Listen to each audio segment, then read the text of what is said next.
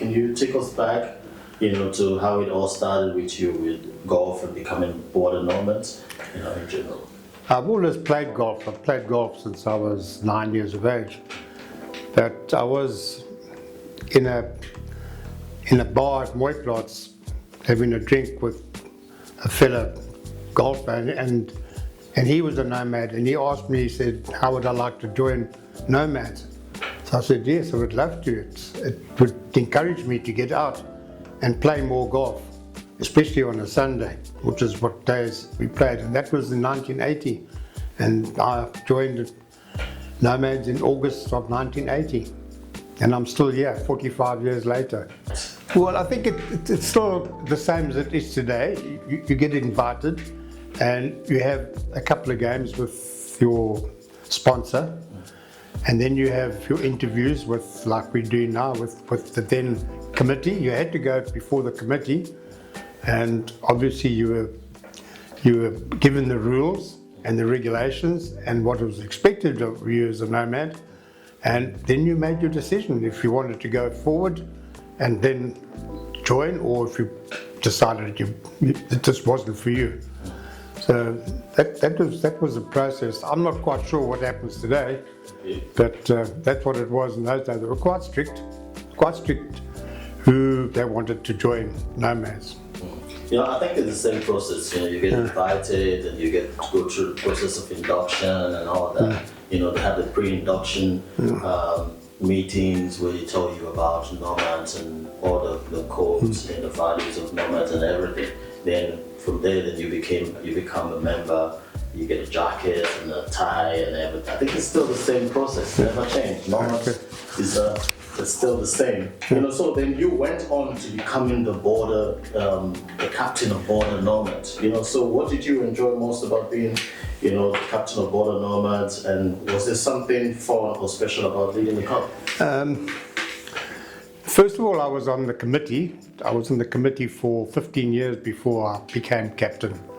And that was in 1997, I was captain of Nomads. It's certainly defining, and it's certainly a privilege to be a captain. It shows that the committee and also the members have put their trust in you to continue the good work and running the club. So yes, it was very rewarding, and it was indeed a privilege to be a captain of Nomads. Is there a moment or event from your time as captain that really stands out for you? Something that made you proud or still stuck with you today?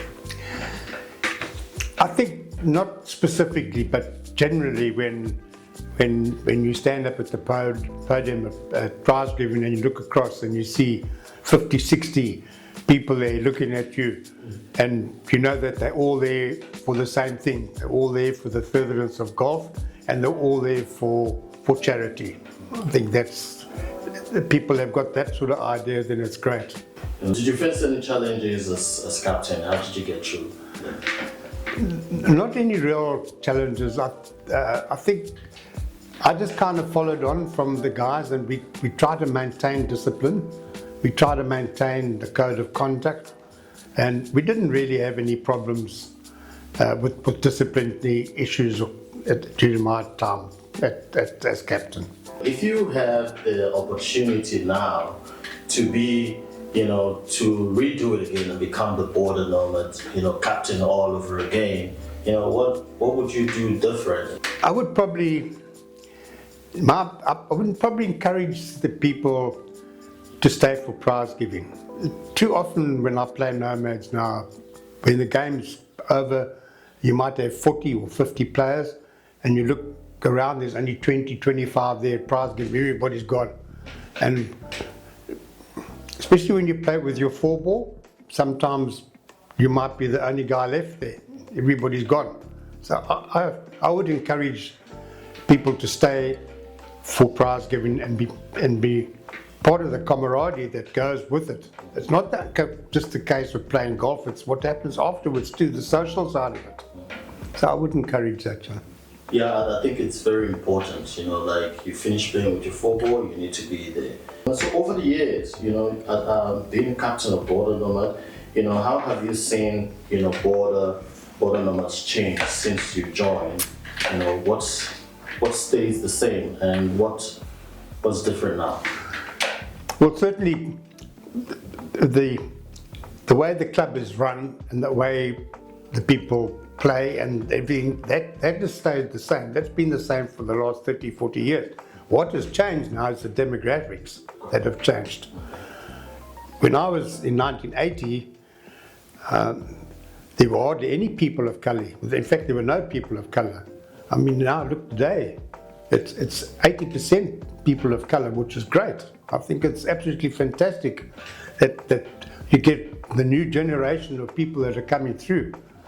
So yes, I think it's tremendous, and I think Border Nomads will continue to thrive as it is today because of all those people that are coming through. I think it's great. Golf is becoming very expensive now. To belong to a club, whether it's East London, Kanubi, West Bank, it's an expensive. So you find that maybe people can't afford to play golf anymore to a certain extent. One of the rules of Nomads is that you had to belong to a club and you had to be an active member of that club before you were qualified to play for Nomads. I think maybe today we should relax that kind of rule and let somebody who's not a member of a golf club, if he wants to play Nomads, let him play. The only issue that you might have then would be, how do you get a handicap? But then Nomads handicaps are different. I mean, I'm a club handicap. I'm a 19 at East London Golf Club. I play 11 Nomad. I'm not 11 Nomad, but I still go and play. So let a guy who's not a member of a club join Nomad, but then he must play off of 10 or 12 handicaps. So at least he gets out and has a game of golf, and he's part of the Nomads movement. Share with us your time, your favorite memories, when you was a Boder Nomads captain, maybe like nationals or favorite tournaments that you've attended and all that, something that still makes you smile when you think about it today. Yeah.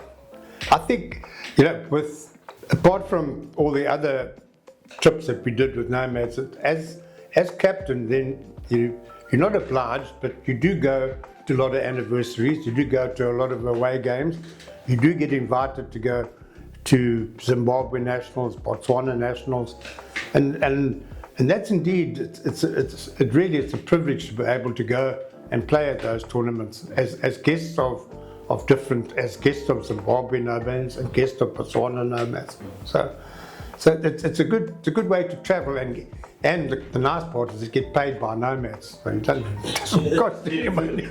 Yeah, and meeting people. And meeting people, yeah. So did you make a lot of friends, on all these nationals that you've attended? Plenty. A lot. Plenty. There are so many friends that we've made. It's incredible. That is what Nomads is about. What did being, captain of Border Nomads teach you, about people, leadership, and even yourself? That everybody's different. Okay. Everybody's got their own way of doing things, and that you mustn't try and influence your view on somebody else. Rather than let them do their own thing, and you do your own thing. Yeah. Awesome. Just want to take you back a little bit about on the nationals. Like, how many nationals did you attend? Have you attended so far? Okay, together with my good friend Dudley Shuf, we had 32 South African nationals. We had 13 Zimbabwe nationals and 2 Botswana nationals. Wow, that's. And we were just trying to figure out. I think my last national was, it was Durban. It was 2012 or something like that, yeah. And which is your favorite so far? I would still say the trips to Zimbabwe were my favorite nationals. Going to the Elephant Hills, going to Gweru, going to Fort Victoria. There's something about that country that was just different, and something about those Nomads that were different. I think they were less formal than the South African contingents, okay. But always good fun. and Nice. lovely, nice to be there. You know, a lot of the captains, you know, when we talk about those nationals, a lot of them talks about the Zimbabwe nationals. It's like there's something really special about that. The country is different to South Africa. I mean, at the time they were going through quite a bad time with the political problems that they had there. But you couldn't put those Rhodesians down or Zimbabweans down. They were always so full of fun and so positive of what was going on. And that characterized right through the game of golf that we were playing. It was always just good fun. It was something to look forward to. Awesome.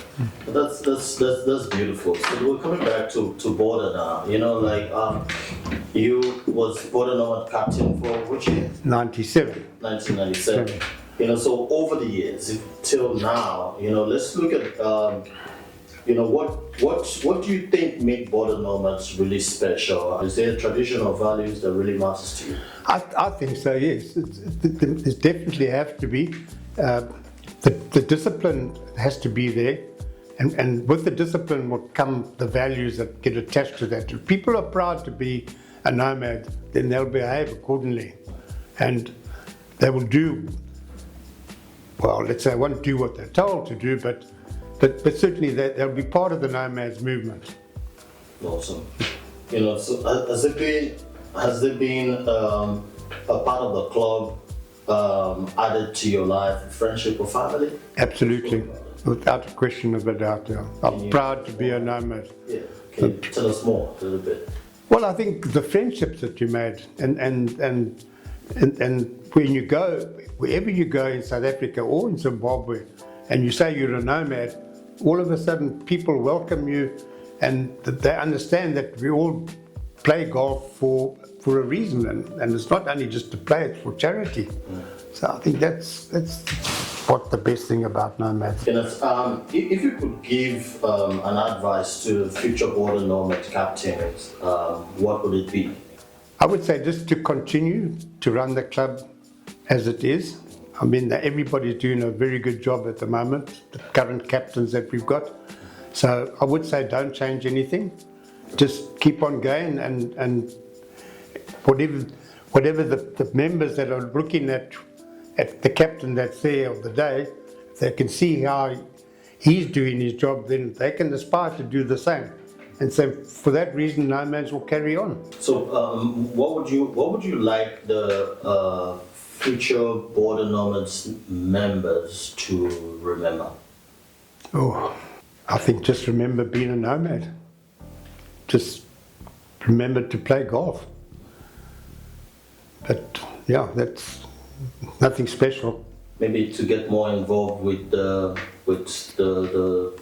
values of Nomads, what Nomads stands for, the charities, furtherance of golf and all that. Yeah, I think it's the more people that can help, certainly more people that can stand up and take a portfolio in the committee, whether it's equipment, whether it's sponsorships, whether whatever, yes, that's good. That will be good. Good. So where do you hope Border Nomads will be in the next 50 years? What's your dreams for the future of the club? Well, I'm 76, so I hope I'm going to be around in another 20 years' time. So I'll talk to you in 20 years' time. Which club did you have your longest drive, and which club and which hole? I think it was Fort Victoria. It was one of the Zimbabwe nationals. It was a par 5, and I drove the green. Wow. And I think in those days, I can't remember, but it was well in excess of 400 yards, and I had a albatross or 2. So Wow, that was my longest. Yeah. Your toughest hole ever.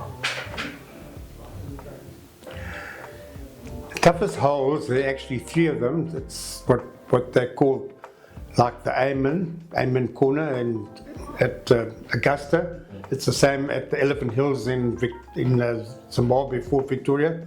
No, what's it? Livingston, no? Yeah, Elephant Hills. Yeah, Elephant Hills. It's a loop that goes around where you turn to come back. I think it's, I would say, if I can remember correctly, it would be, it's a dog left par 4, it's a par 3 across the dam, and then it's a dog left par 4 going back. So I probably think 6, 7, 8 are my toughest holes. We're celebrating the 50th anniversary over the weekend. Are you going to be there? Yes, I'll be there on Saturday and Sunday. Awesome. It'll be nice to see. It'll be nice to see you there and play with you again. Thank you so Thank much. you so much. Thank you so much. It's Okay. nice All right. calling your interview. Okay. Thank you, sir. Thank you.